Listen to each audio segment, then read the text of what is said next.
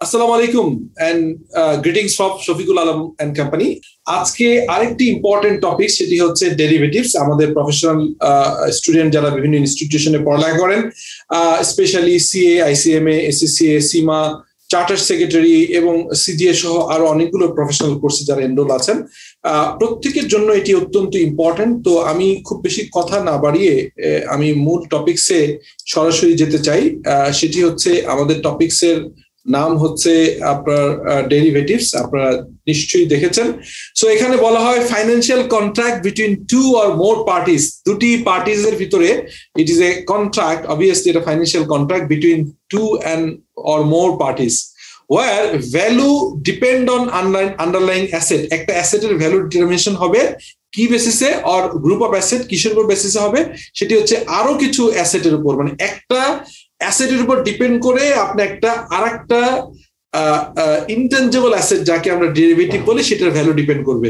So underlying asset কি কি হতে পারে, সেটি হচ্ছে স্টক, বন্ড, কমোডিটিস, কারেন্সিস। যেটা হচ্ছে যে আমরা যারা ইন্টারন্যাশনাল মার্কেটে বিভিন্ন রকম ট্রানজেকশন করি, আমরা সেখানে ফরেন কারেন্সিস আছে। ইন্টারেস্ট রেট, অনেক সময় আমরা জানি ইন্টারেস্ট রেটের হেজ হয়। So hedging also a part of derivatives. And obviously market index, অনেক সময় স্টক মার্কেট সহ অন্যান্য মার্কেটের ইন্ডেক্সের উপরেও কিন্তু হেজিংটা হয়। আমরা জানি ইন্টারন্যাশনাল মার্কেটে যারা ইম্পোর্ট করে এলএমই মার্কেট বলে একটা মার্কেট আছে, সেটার উপরেও কিন্তু অনেক সময় হেজিং হয়। So the value of underlying asset keep changing. একটা অ্যাসেটের ভ্যালু চেঞ্জ হবে according to the market condition. মার্কেটে কিছু কন্ডিশন থাকবে, সেটির উপর ভিত্তি করে কিন্তু আমাদের আন্ডারলাইং অ্যাসেটের ভ্যালুটা চেঞ্জ হবে। সো ডেরিভেটিভসে আমরা যেটি বললাম, বন্ড, স্টক, কমোডিটিস, কারেন্সিস হয়, ইন্টারেস্ট রেট হয় এবং মার্কেট ইন্ডেক্স এটিও হয়।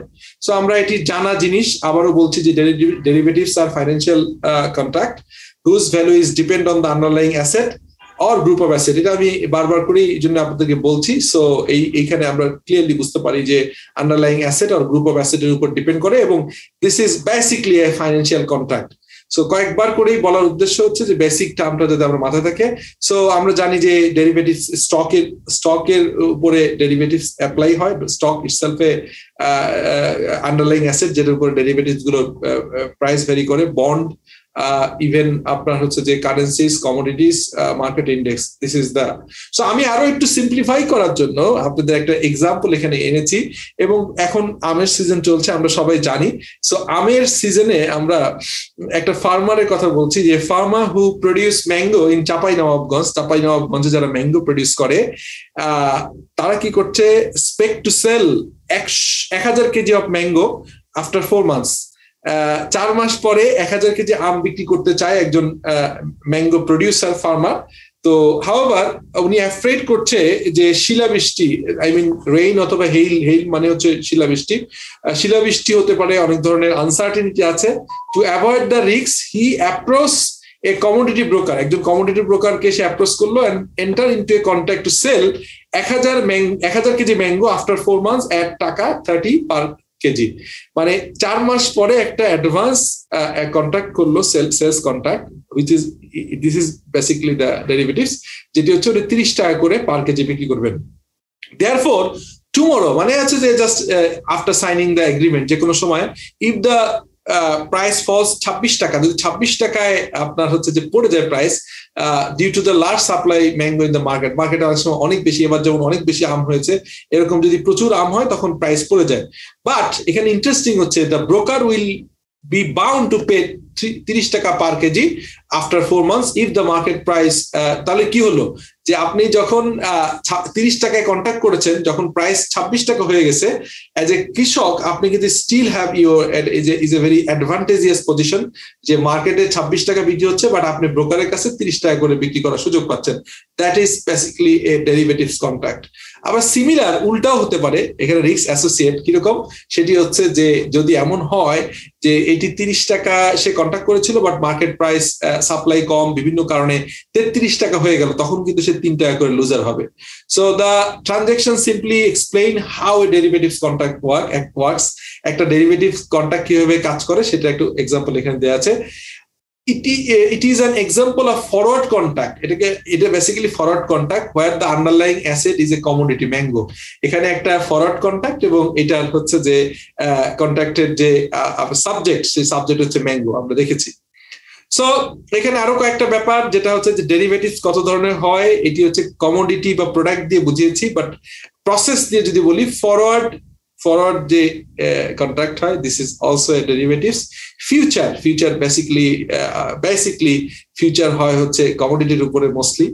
অপশন থাকে, অপশন সাধারণত শেয়ার এবং ডিবেঞ্চারের উপর হয়। এখানে পুট অপশন থাকে এবং কল অপশন থাকে, এটি আমি ব্যাখ্যা করব। কল অপশন মানে পারচেস করা রাইট, আর পুট অপশন হচ্ছে সেল করা রাইট। এর বাইরে সোয়াপস থাকে। What is swap? সোয়াপ হচ্ছে interest rate swap, currency swap, commodity swap. It is commodity swap যেমন এইভাবে ফিউচারের মাধ্যমেও কিন্তু আপনার হচ্ছে যে কমোডিটিকে প্রাইসকে একটা লেভেলে হেজ করা যায়, তেমনি ভাবে কমোডিটি সোয়াপও আরো একটা মেথড। সো আসলে এই যে চারটা ফরওয়ার্ড, ফিউচার, অপশন এবং সোয়াপ, এর সাথে রিলেশনশিপ আছে, because all are derivatives but depend on the different product and nature of product and others. যেটা আমরা বললাম। সো আমরা যদি প্রথমেই বলি যে টাইপস অফ ডেরিভেটিভ কন্ট্রাক্ট, সেখানে যদি প্রথম ফিউচার কন্ট্রাক্ট নিয়ে কথা বলি, সেটি হচ্ছে যে ফরওয়ার্ড এন্ড ফিউচার দুটো, একটা হচ্ছে ফরওয়ার্ড কন্ট্রাক্ট, একটা future contract. Basically, forward and future contract is a financial contract obligated the buyer to purchase underlying asset at pre-agreed price on a specified future date. একজন বায়ারকে কিন্তু সামনের কোন একটা সময়, আমরা যারা ইন্টারন্যাশনাল মার্কেট থেকে ইম্পোর্ট করি, আমরা কিন্তু এগ্রিমেন্ট করতে পারি অ্যাডভান্স যে আমি 6 মাস পরে এত কোয়ান্টিটি এত ভ্যালুতে চাই। So both forward and future is same in nature. আপনার ফরওয়ার্ড এবং ফিউচার দুটোই কিন্তু সিমিলার নেচারে, বাট ইন্টারেস্টিং একটা ডিফারেন্স আছে। সেটা হচ্ছে, মেজর ডিফারেন্স হচ্ছে future contract is that futures are traded on the stock exchange. এই যে আমি বলছিলাম যে ফিউচার, এই ফিউচারটা কি? এটি স্টক মার্কেটে বাই সেল হয়। এটি কিন্তু ডেরিভেটিভস মার্কেট আছে আমাদের দেশে। যেমন স্টক মার্কেটে শুধুমাত্র হচ্ছে আপনার স্টক, মূলত কোম্পানির শেয়ার এবং অল্প কিছু বন্ড বা ডিবেঞ্চার আছে। বাট এখন কিন্তু আমাদের বর্তমান commission, specially the chairman of the commission Shibli Rubai sir, in fact Dhaka ইউনিভার্সিটির কোন একটা কোর্সে আমি ওনার কাছ থেকেই এই বিষয়ে আরো বেশি আমার নলেজ এনরিচ হয়েছে। আমি CICMA তে এই সাবজেক্টগুলো আমাদেরকে প্রচুর পড়তে হচ্ছে, বাট স্যারের সাথে স্যার খুব সিম্পলিফাইড ওয়েতে ওনার ইনডেপথ নলেজ আছে অ্যাবাউট দিস ডেরিভেটিভ। সো উনি বলছিলেন, তো যাই হোক, forward and future contract is the financial contract মানে obliges the buyer to purchase the underlying asset at a predetermined price on a specific date. But fact is that there is a difference between future contract হচ্ছে stock মার্কেটে buy sell হয়, আর forward যে contract, এটি আসলে stock মার্কেটে by end sale হয় না। তো যেটি বলছিলাম যে বর্তমান কমিশন কিন্তু এই ধরনের ডেরিভেটিভ প্রোডাক্ট গুলো মার্কেটে আনতে চায় to stabilise and to strengthen the capital market. তো আমরা এখানে ফিউচার এবং ফরওয়ার্ড দেখলাম, এরপর আমরা অপশন দেখব। অপশন হচ্ছে যে options contract provide buyer to contract right but not the obligation to purchase and sell the underlying asset at a predetermined price. আমরা আগের যেটা বলছিলাম, ফরওয়ার্ড এবং ফিউচারে কিন্তু আপনি কত টাকায় কিনবেন, you are bound to buy and sell. Seller has an agreement with the buyer on a agreed predetermined price on a future date, তখন সেলার এবং বায়ার দুজনই এই এগ্রিমেন্টকে অনার করতে হয়। বাট অপশনের ক্ষেত্রে বায়ারের অপশন আছে যে উনি এটা এক্সারসাইজ করবেন কি করবেন না। সো অপশন দু ধরনের হয়, একটা হচ্ছে কল অপশন আর একটা পুট অপশন। আমি আগেই বলেছিলাম যে call option have a right, কি হচ্ছে right but not the obligation to buy given quantity of underlying asset at a given price. একটা নির্দিষ্ট প্রাইসে নির্দিষ্ট সময় পরে নির্দিষ্ট কোয়ান্টিটি শেয়ার উনি চাইলে কিনতে পারেন। এক্ষেত্রে কি হয়, সিম্পল। আমি যদি স্কোয়ার ফার্মার একটা অপশন কন্ট্রাক্টে কারোর সাথে সাইন করি, আজকে স্কোয়ার ফার্মার যদি 200 টাকা 220 টাকা দাম থাকে, আমি 6 মাস পরে বলবো যে আমি 230 টাকায় কিনতে চাই। এই কন্ট্রাক্টটা আমি করলাম, কারণ আমার ধারণা মার্কেটটা প্রাইসটা আরো অনেক বাড়বে, 230 না, এটা চলে যাবে 300 এর কাছাকাছি চলে যাবে। সো আমি এটা 230 টাকায় কন্ট্রাক্ট করলাম। এটাকে কি অপশন করেছি, বাই অপশন, যেটাকে বলা হয় কল অপশন। বাট আনফরচুনেটলি 6 মাস পরে স্কোয়ার ফার্মার প্রাইস 230 না 210 নেমে আসছে। তখন আমি শুধুমাত্র প্রিমিয়ামটা দিয়ে আমার লস শেষ, আমি এই কন্ট্রাক্ট আর এক্সিকিউশন করব না, মানে আমি আমার কল অপশনটা এক্সারসাইজ করব না। সিমিলারলি পুট অপশন মানে সেল করার রাইট। লেটস সে আমি সুপারস্টার অ্যাক্সেসরিজ এর, আমি একসময় সুপারস্টার গ্রুপের ফাইন্যান্স ডিরেক্টর ছিলাম। সো সুপারস্টার গ্রুপের একটা অ্যাক্সেসরিজ কোম্পানি যেটি হচ্ছে স্টক মার্কেটে আসছে। সো এই স্টক মার্কেটের আপনার হচ্ছে যে সুপারস্টার অ্যাক্সেসরিজ আসছে, এখন আমি বিং এ লেটস সে এখন যে সিএফও আছে অথবা বোর্ড মেম্বার, এমডি বা সিইও, ওনারা চিন্তা করলেন যে এটি 10 টাকাতে আসলে ধরে নেওয়া হচ্ছে যে এর ওনাররা কোনো একটা কন্ট্যাক্ট করলো প্রিডিটারমাইন্ড প্রাইসে, যে বা অন্য কেউ কন্ট্যাক্ট করলো যে এটি 70 টাকা করে আমি বিক্রি করব। সো 70 টাকা করে বিক্রি করলাম, কারণ আমার ধারণা যে আমি যখন এটা বিক্রি করতে যাবো এটা 70 এর নিচে প্রাইস হতে পারে, 60 বা 65। এখন দেখা গেল যে মার্কেটে আসার পর এটা রেসপন্স ভালো, যেহেতু এটা ব্লু চিপ কোম্পানি, ভালো কোম্পানি, সো দেখা গেল এটা প্রাইস 120 টাকা হয়ে গেছে বা 110 টাকা হয়ে গেছে। তখন কিন্তু আপনি 70 টাকা বিক্রি করার যে কন্ট্যাক্ট করেছিলেন এই কন্ট্যাক্টটার এক্সারসাইজ করবেন না, তখন দেখা যাবে যে আপনি এটাকে আর ওইটাকে ওভাবে ফরওয়ার্ডে পুট অপশনটা ইউজ করবেন না। To buy any kind of option you have to pay premium. আমি যেটা বললাম যে কল অপশন মানে right, purchase of right to buy something from the market, এটা হচ্ছে কল অপশন। আর right to sell something in the market is put option. So এই call option এবং পুট অপশন দুটোর ক্ষেত্রেই আপনি যেসব ফাইন্যান্সিয়াল ইনস্টিটিউশনস এর সাথে এগ্রিমেন্টে যাবেন বা আপনার কাউন্টার পার্ট, তাকে আপনাকে একটা কমিশন অথবা প্রিমিয়াম দিতে হবে। That is the thing, because এখানে আপনি কিন্তু তাকে সে obligated to sell or buy from you, but you are not obligated to sell or buy to the counter part. সেখানে আপনার যেহেতু অপশন আছে, আপনাকে একটা প্রিমিয়াম এখানে দিতে হবে। সোয়াপটা আমরা জানি এটা আরো বেশি কার্যকরী, আমাদের প্রচুর এই জিনিসটা আমাদের কাজে লাগে। সেটি হচ্ছে সোয়াপের ক্ষেত্রে কি হয়, সেটি হচ্ছে যে swap is a derivative contract allow the exchange of cash between two parties. ক্যাশের ক্ষেত্রে three types of swaps is there. এটা হচ্ছে ইন্টারেস্ট রেট সোয়াপ, তার মানে ইন্টারেস্ট রেট বাড়লে অথবা কমলে, যদি বাড়ে ভয় করেন আপনি, তাহলে একটা সার্টেন রেটে ব্যাংকের সাথে কন্ট্যাক্ট করে ফেললেন যে সামনে রেট যাই হোক না কেন আমাকে আপনি লোন দিবেন এই রেটে, অথবা একটা ডকুমেন্ট রিলিজ হবে যেটার ফাইন্যান্সিয়াল চার্জ এত% হবে, এটা হচ্ছে ইন্টারেস্ট রেট সোয়াপ।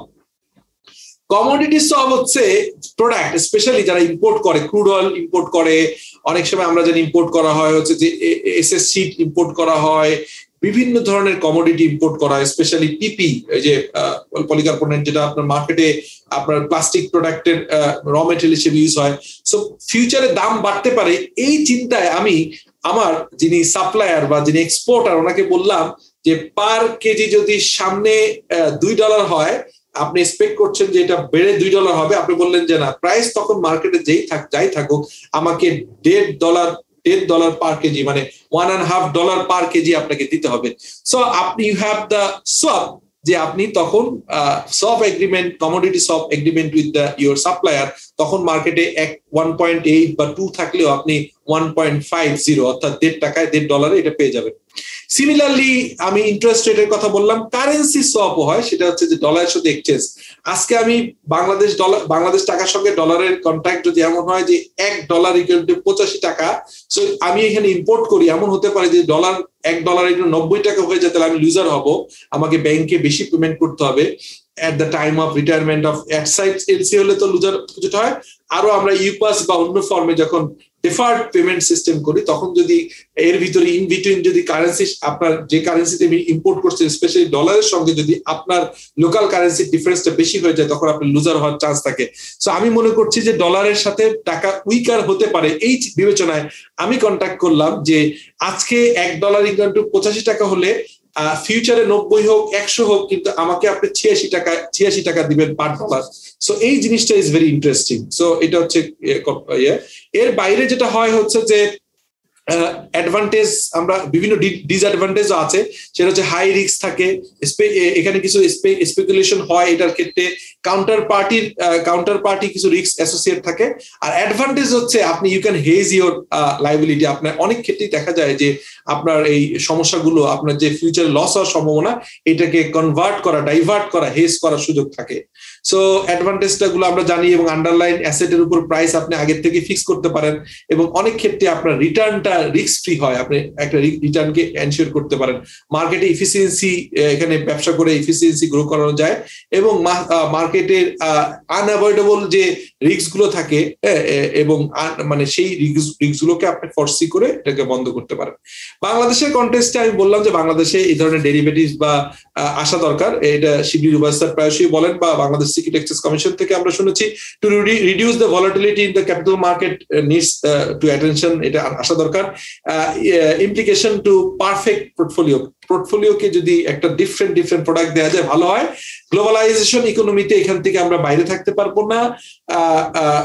আমরা ফাইন্যান্সিয়াল মার্কেটকে যদি আমরা রিফর্ম করতে চাই তাহলে এই প্রোডাক্টটা আসবে।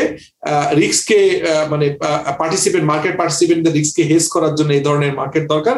স্ট্রেন্ডিং দ্য ফাইন্যান্সিয়াল মার্কেটের ফাংশন গুলোকে স্ট্রেন্ড করার জন্য কিন্তু ডেরিভেটিভস বাংলাদেশ দরকার।